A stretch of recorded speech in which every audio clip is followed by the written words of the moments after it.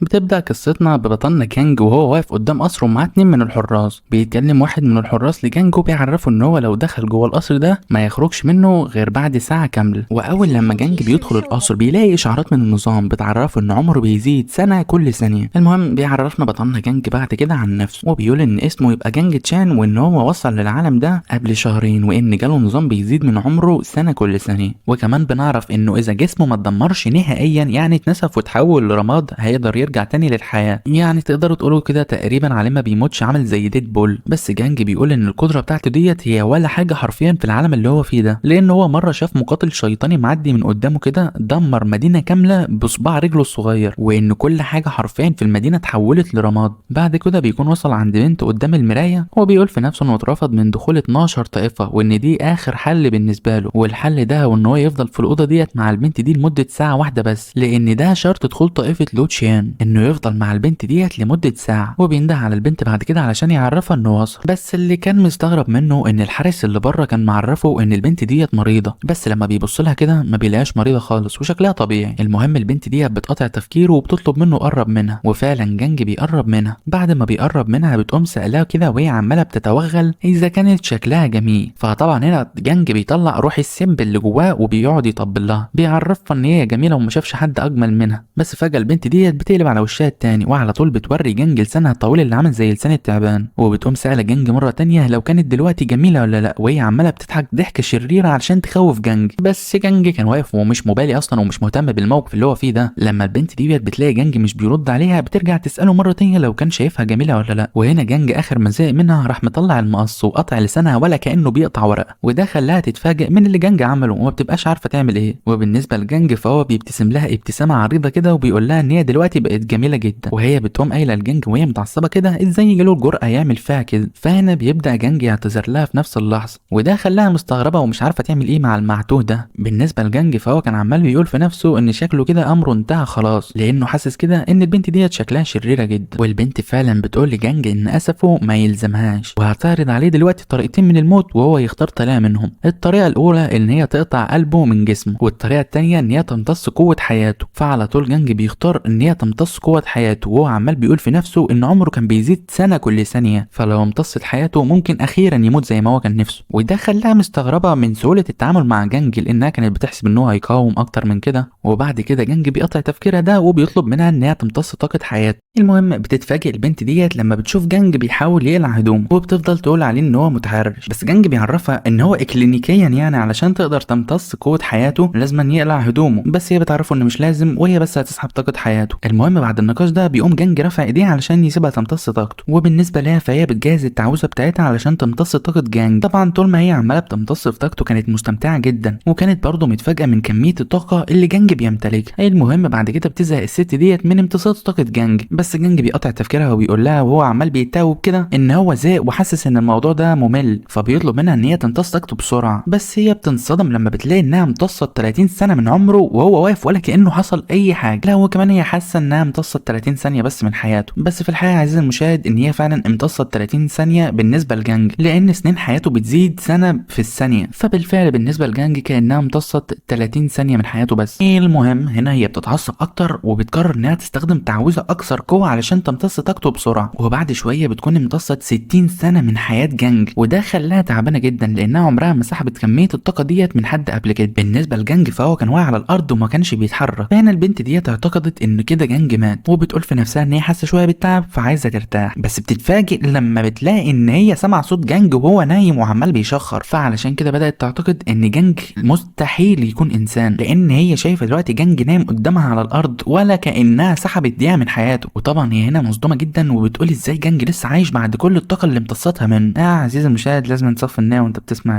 الكلام ده.